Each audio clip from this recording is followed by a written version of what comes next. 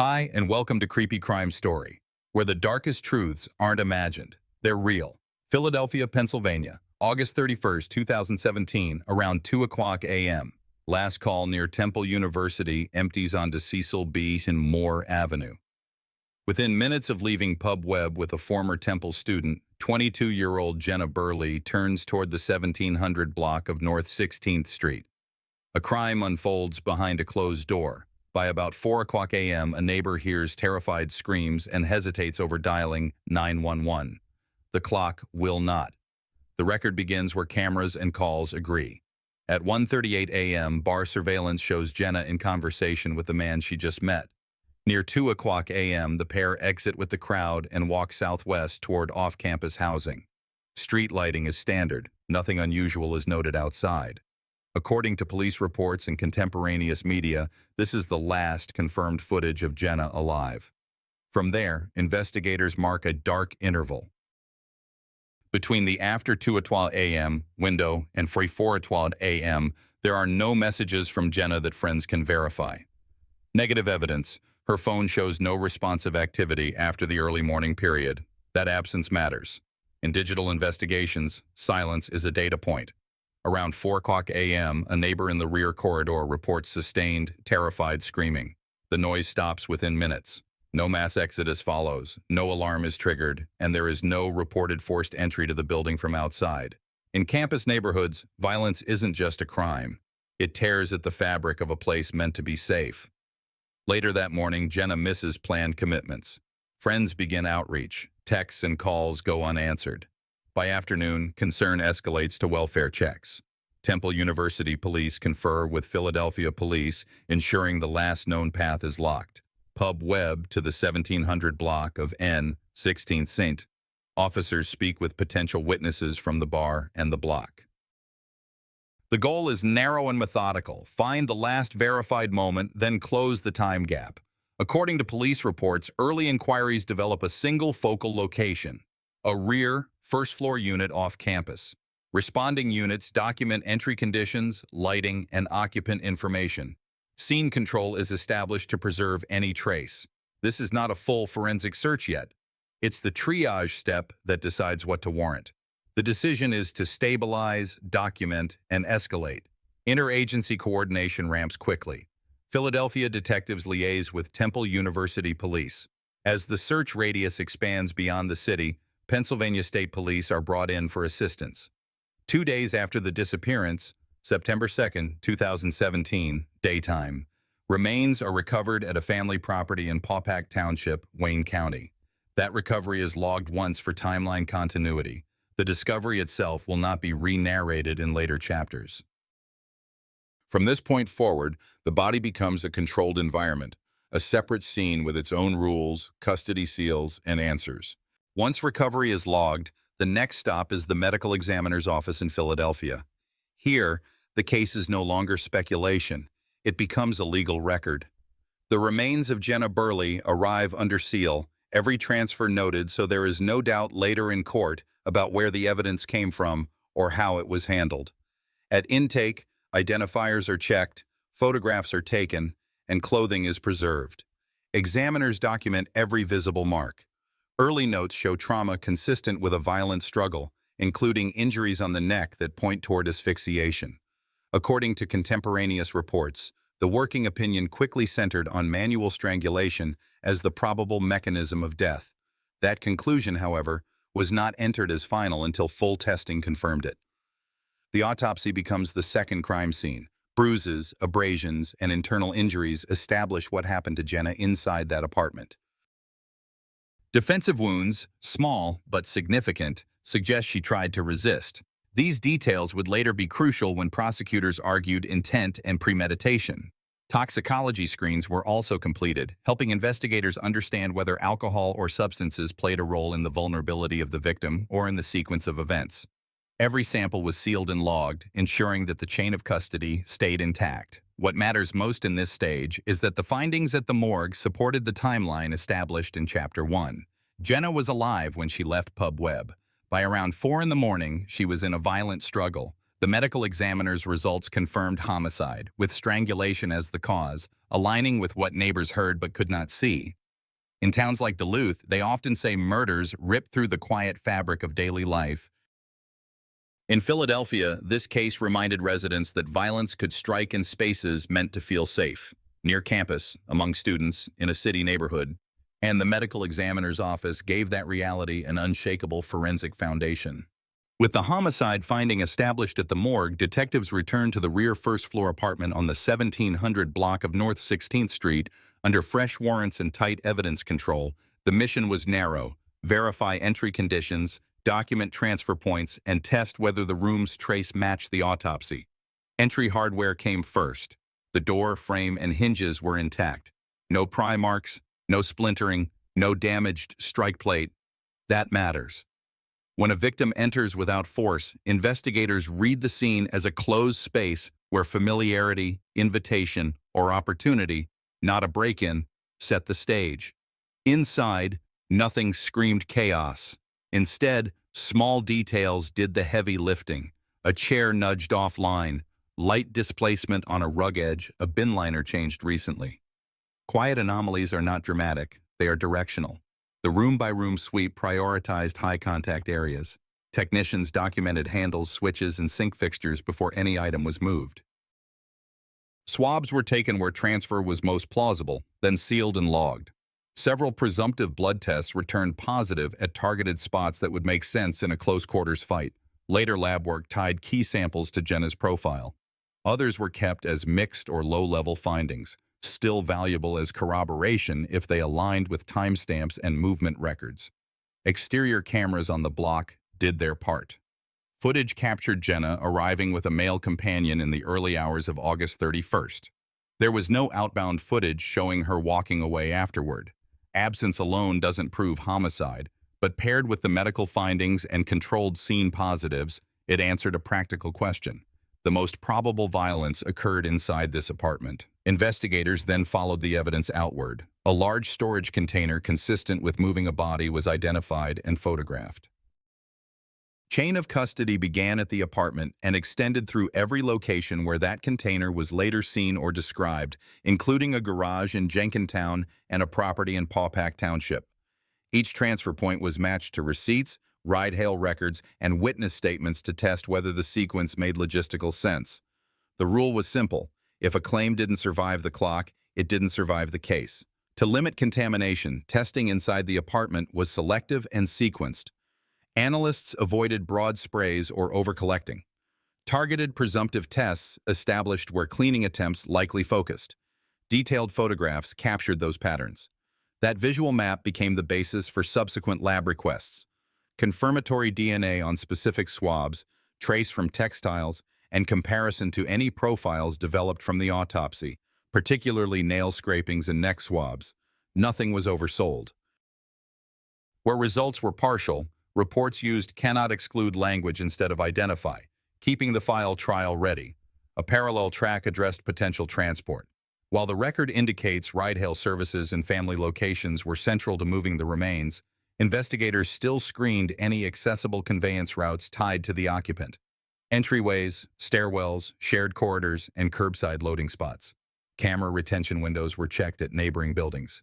One alley-facing camera recorded muffled movement at a time consistent with the neighbor's 4 a.m. scream report. The audio wasn't proof of a specific act, but its timing tightened the interval between medical evidence and what the block could hear. Itemization stayed disciplined. Container, bedding with transfer, cleaning agents, and selected textiles. Each item got a barcode, a collector's initials, and a timestamp. Evidence technicians photographed seals before transport and after booking to cut off any future chain of custody challenges.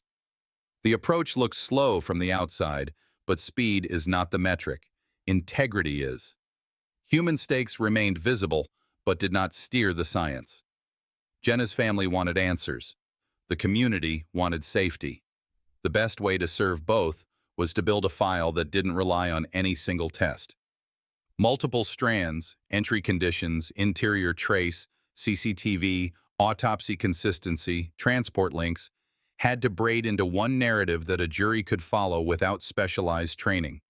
By the end of this phase, detectives had what they needed to move forward: A primary scene without forced entry, trace that aligned with a close quarters assault, external cameras confirming arrival without departure, and a container/route sequence that connected the apartment to off-site locations.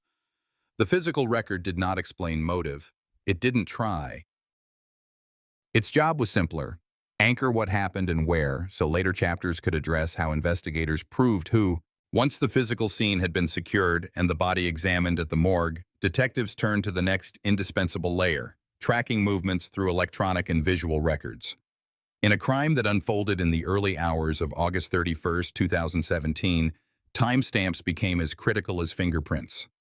The last confirmed sighting of Jenna Burley came from surveillance video at Pub Web, a student bar near Temple University. Just after 2:00 a.m., cameras recorded her leaving the bar alongside 29-year-old former student Joshua Hupperters. From that moment forward, Jenna's digital presence went dark.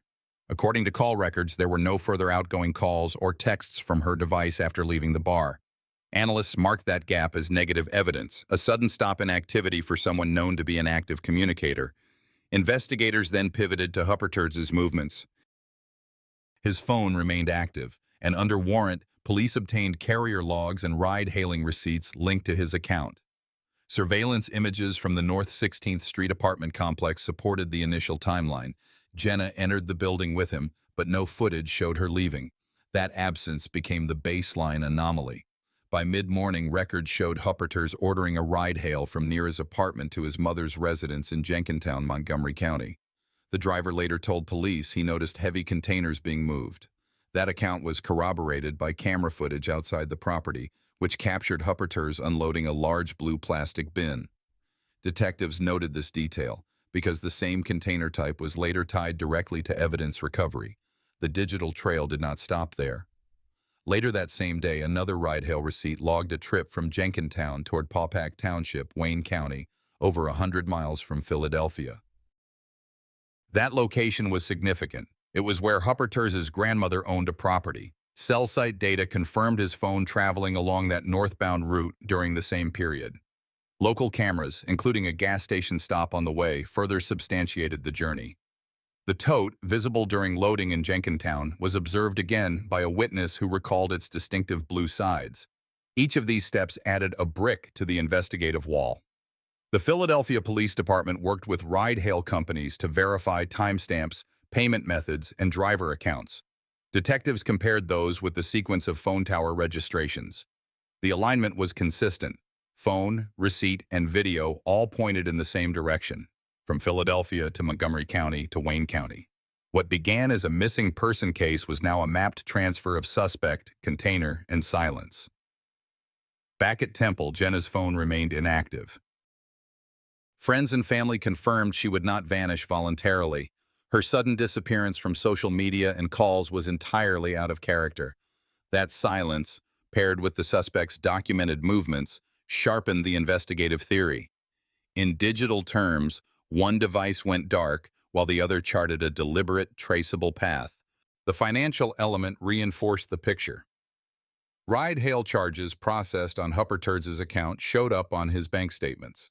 Detectives matched these charges with the exact windows when cameras and carrier data showed him traveling. The numbers were not abstract. They were specific dollar amounts tied to times and locations. That precision gave prosecutors evidence that could withstand courtroom scrutiny. Digital investigation in 2017 did not rely on the GPS tracking that is common today. Instead, the combination of cell site sectors, ride-hail receipts, and surveillance cameras created a triangulated map. According to court filings, this map was instrumental in leading police from the initial disappearance in North Philadelphia to the eventual recovery of Jenna's remains at the Paupack Township property. Without those digital threads, the crime might have remained concealed much longer. For investigators, the consistency of the data left little room for alternative explanations. Each movement was recorded by at least two independent systems: a phone tower and a commercial receipt, or a ride log and a camera frame. The absence of Jenna's device activity served as the silent counterpoint. In homicide work, silence can be as loud as a scream. This phase of the investigation carried human weight too. Jenna's family, waiting for answers, new detectives were combing through rides, calls, and cameras. Each new alignment brought the case closer to resolution, even if the outcome would be devastating. It also showed how modern homicide work often depends not on eyewitnesses in the moment, but on machines that log without judgment. In a city like Philadelphia, cameras and data streams become involuntary witnesses to crime. By the end of this phase, the movement chain was locked. Pub Web to the apartment to Jenkintown, and Jenkintown to Paupack Township. And every link was supported by records that could be shown to a jury. The next challenge was to confront the statements made by those involved and see whether their words could survive the map. With the digital trail mapped, investigators turned to interviews. The aim was simple: compare every word said with every record obtained. In crimes like this, statements often fail when measured against data. Detectives first sat down with Joshua Hupperters. According to contemporaneous reports, he initially downplayed his interaction with Jenna Burley, insisting they had parted ways after leaving Pub Web in the early morning hours of August 31, 2017. That account clashed immediately with surveillance footage from the North 16th Street apartment complex showing Jenna entering the building with him but never leaving. The negative evidence, no exit recorded, stood in sharp contrast to his claim. When pressed, Hupperters shifted versions. He admitted Jenna had been inside his apartment but suggested she left later on her own. Detectives compared this with carrier logs. Jenna's phone went dark soon after 2 a.m., with no calls or texts after that point. Hupperters' phone, however, continued activity consistent with ride-hail requests and movement later that morning. That contradiction was marked as a working inconsistency. Family members were also questioned.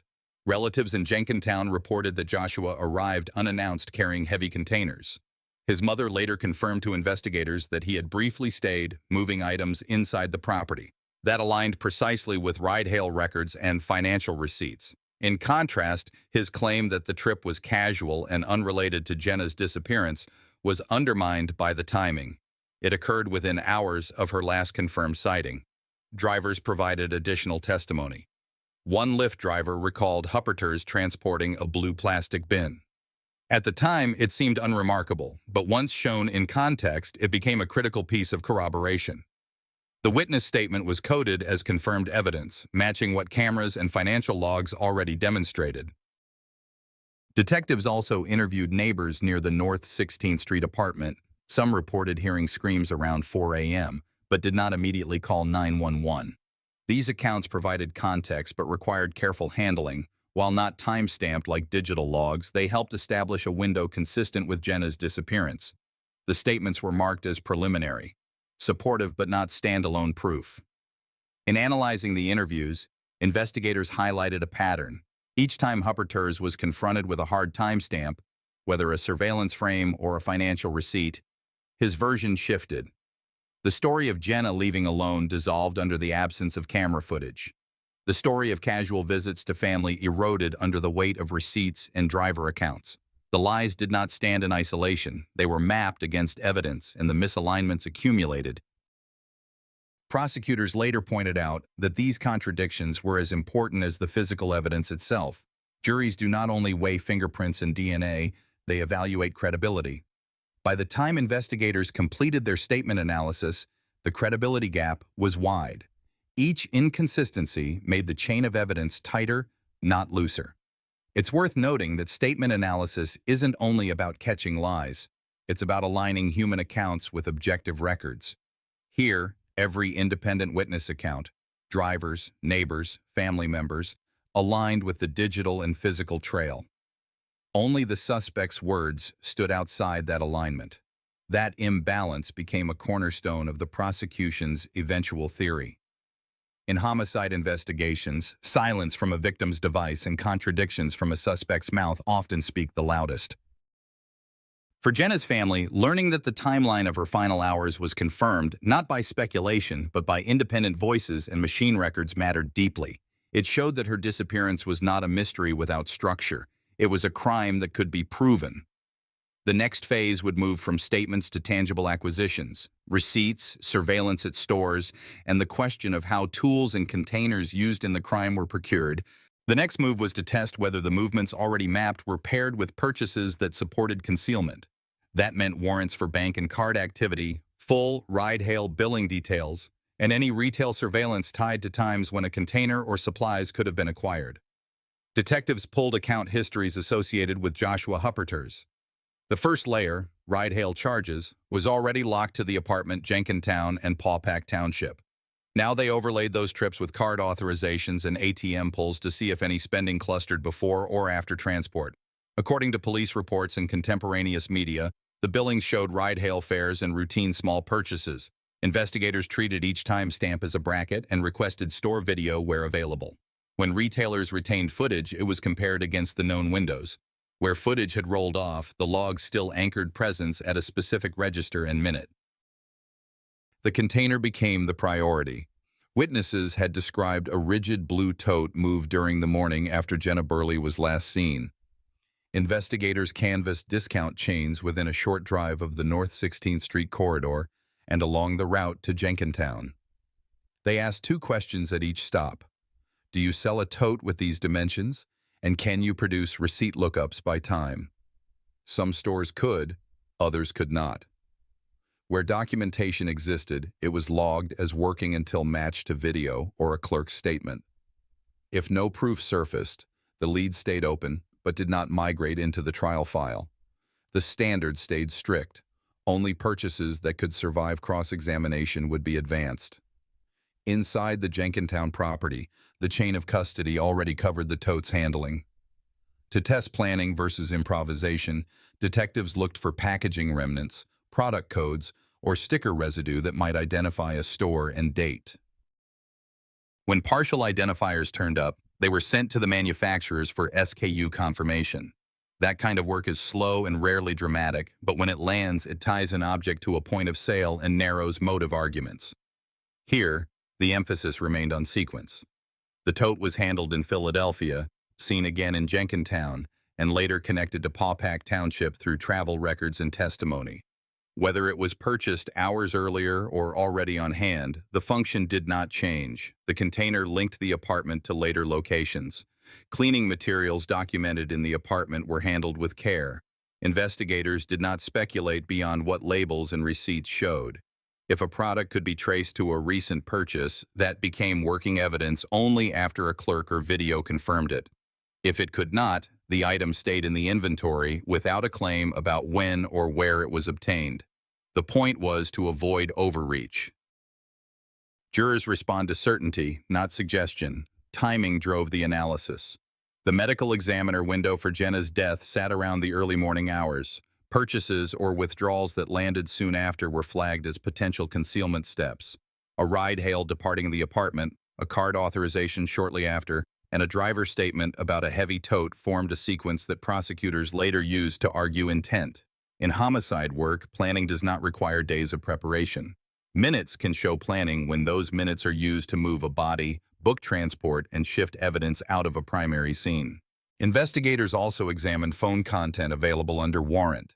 Messages and call attempts were compared to the spending and travel windows. Where communications touched on schedule, availability, or errands during the same hours, they were treated as preliminary context until corroborated by an independent record. If a message could be read more than one way, it stayed out. The theme never changed. The file would not rely on interpretation where documentation could do the job. A short interagency loop tightened the retail side. Philadelphia police coordinated with suburban agencies for store outreach and video pulls along the route to Jenkintown. Pennsylvania State Police supported requests farther north toward Wayne County, matching any retained footage near travel times to driver recollections. Each positive hit, cashier memory, camera frame, item code, was stapled to the clock already built from rides and carrier sectors.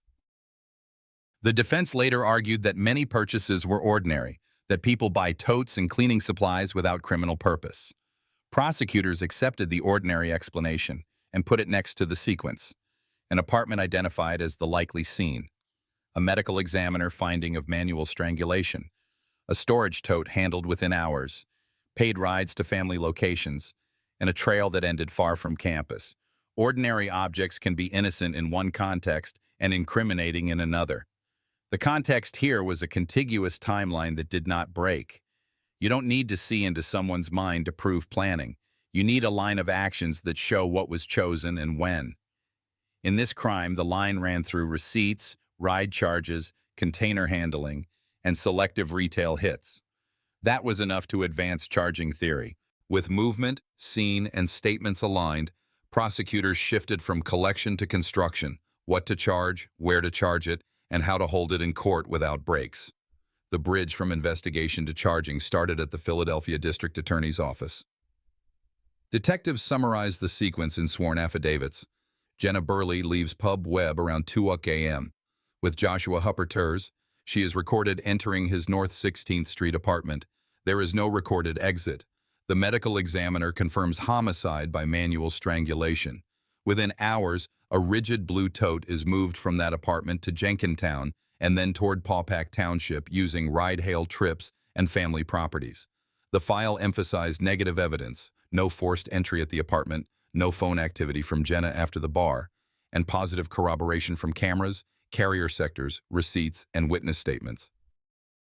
On that foundation, prosecutors built a charging theory centered on intentional killing and post-offense concealment. The top count was murder under Pennsylvania law, supported by 3 pillars: the closed space entry without force, the autopsy finding consistent with a violent manual act, and the immediate sequence of transport steps that demonstrated control over the victim and the scene. Secondary counts addressed related conduct, abuse of corpse and tampering with or fabricating physical evidence, reflecting the movement of remains and handling of the container and textiles. Where appropriate, obstruction-type charges were evaluated against shifting statements that conflicted with time-stamped records. Venue and custody required coordination across jurisdictions. The killing occurred in Philadelphia, so homicide jurisdictions stayed there. Material evidence and witnesses existed in Montgomery County, Jenkintown, and Wayne County, Paupack Township. That meant a tight interagency plan: Philadelphia Police Department and Temple University Police on the campus side, suburban departments and county detectives in Montgomery, and Pennsylvania State Police with local authorities in Wayne County for the rural property work.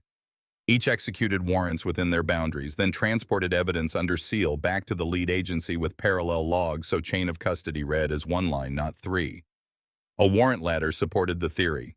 Judges authorized searches of the apartment, associated devices, ride-hail accounts, and relevant properties.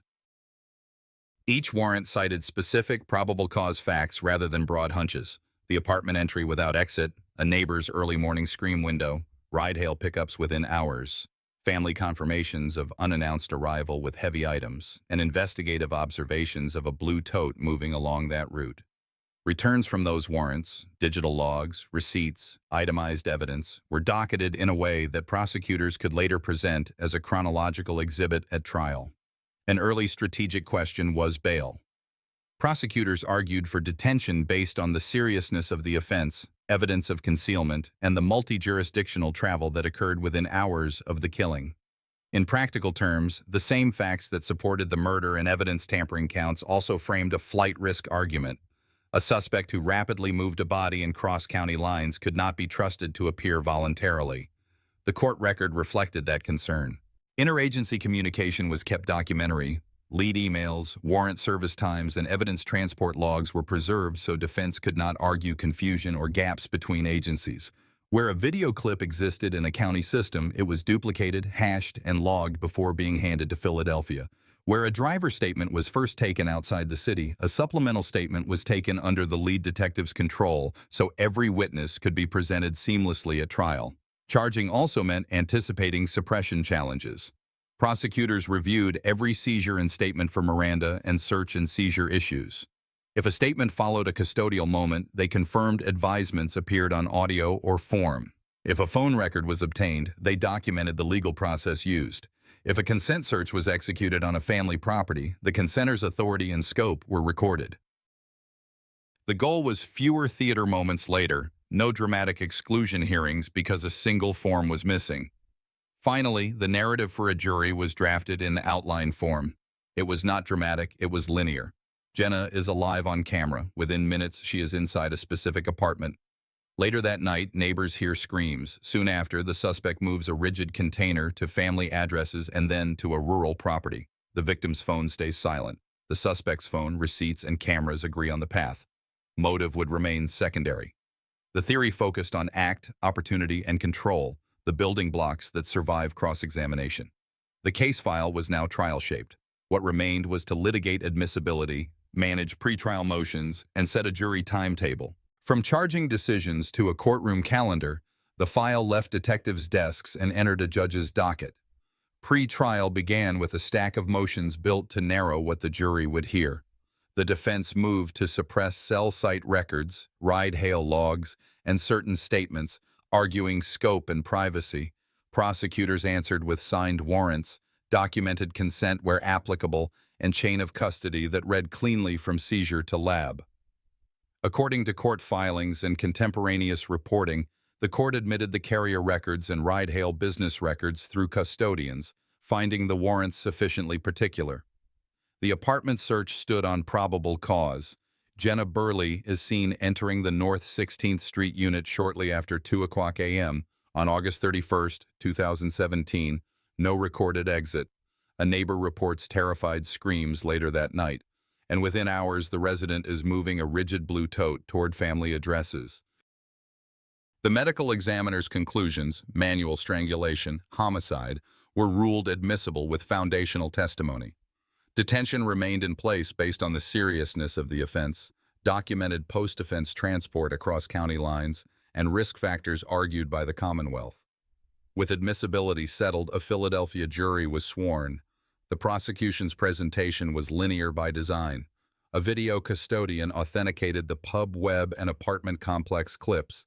Jenna leaves the bar near 2:00 a.m. with Joshua Hupperters, enters his rear first-floor unit on the 1700 block of North 16th Street, and is never recorded exiting. A neighbor described screams in the pre-dawn hours, time-stamped by their own call history and memory. The court instructed jurors to consider it alongside objective records, not in place of them. A phone analyst explained that Jenna's device stopped communicating soon after she left the bar. No calls, no texts, while Hupperters' accounts showed activity consistent with ride-hail requests later that morning. A corporate custodian from the ride-hail company authenticated trip logs that moved from the Temple area to Jenkintown and later toward Paupack Township. Those records were tied to bank charges bearing the same timestamps. Investigators then walked jurors through the geography chain. Detectives described seizing a rigid blue tote documented at the apartment and observed again during transport. A driver testified he helped move a heavy bin at pickup, noting its distinctive look. Family in Jenkintown recalled an unannounced arrival and the handling of containers in the garage. Pennsylvania State Police and local authorities in Wayne County outlined how they coordinated with Philadelphia when executing warrants near Paupack Township, keeping parallel logs so the chain of custody never broke. Each exhibit, video clip, record extract, photograph, lab seal, was admitted with a witness who could say what it was, where it came from, and whether it had changed. The point wasn't drama, it was continuity. The medical examiner testified to injury patterns consistent with a violent struggle and death by manual strangulation, aligning the estimated window of death with the early morning timeline. No graphic images were shown beyond what the court deemed necessary. On intent, the Commonwealth argued control over both victim and scene. Ingress without egress, a silent victim device, and immediate movement of a container to family locations, all later that same day. Jurors were told they could infer intent from actions before and after the killing. Cross-examination aimed to loosen the sequence. Defense counsel asked whether the absence of a recorded exit could be a camera coverage issue, whether tote ownership proved anything about purpose, and whether routine purchases should be read as sinister. They pressed the ME on precision of timing and pressed detectives on the difference between correlation and causation. They emphasized that people carry containers and take rides every day without criminal meaning. The prosecution answered with alignment, 2 independent systems for almost every step, camera and receipt, carrier sector and ride log, witness and timestamp, stacked together. The pattern did not rely on one fragile link. The court delivered standard instructions on first-degree murder under Pennsylvania law. Specific intent to kill proved by circumstantial or direct evidence. Credibility determinations left to jurors. Flight or concealment may indicate consciousness of guilt. Lesser included offenses were explained for context. The judge also reminded jurors that motive need not be proven if intent and causation are established, though they could consider any evidence that bore on motive. Closing arguments mirrored the file's structure. Prosecutors returned to the spine. Jenna is alive on camera. Within minutes, she is behind one door. Later that night, someone hears her in distress. Within hours, the resident moves a rigid container out of that building and along a documented route to two family properties. Her phone is silent. His accounts and records are not. They called it control, opportunity, and intentional killing, followed by organized concealment. Defense counsel urged the jury to demand more than alignment, suggesting ambiguity around timing and meaning of ordinary objects. They asked for reasonable doubt. Deliberations were not about retelling the story, they were about testing the grid of records against the instructions. Jurors had in evidence the core artifacts: authenticated video, phone carrier logs obtained under warrant, ride-hail business records, driver testimony, family testimony, the medical examiner's findings, and the physical inventory that traveled under seal from Philadelphia to the courtroom. The prosecution's theory did not hinge on a single confession or a single eyewitness. It hinged on a documented sequence that jurors could read minute by minute. The verdict reflected that sequence. In 2019, the jury found Joshua Hupperters guilty of first-degree murder for the killing of Jenna Burley, as well as related counts for abuse of a corpse and tampering with evidence. The court imposed the mandatory sentence, life without parole. According to court records and contemporaneous media, post-verdict motions did not disturb the judgment. The geography chain that began at a campus bar and ran north through Jenkintown to Paupack Township closed inside a Philadelphia courtroom. There is no comfort in any of this, only clarity. In campus neighborhoods, safety is often a shared assumption. This crime shows how quickly control can be taken in a private space and how methodically it can be proven afterward, by cameras that do not sleep, records that do not forget, and people who choose to speak when it matters. For families like Jenna's, the law cannot restore what was lost, but it can mark truth in a way that endures. As I close this story, I'm reminded that true safety isn't just about laws or locked doors. It's about looking out for each other. Jenna's life was taken in an instant, but the lessons left behind are lasting. Trust your instincts, stay aware of your surroundings, and never dismiss the importance of speaking up if something feels wrong. These crimes shake entire communities, but they also show the power of unity, of refusing to stay silent. What do you think we, as neighbors and citizens, can do better to protect one another? I'd love to hear your thoughts. Drop a comment, share where you're watching from, or tell me how this story touched you. And if you want to keep following these real-life cases with me, make sure to subscribe to the channel so you don't miss the next story.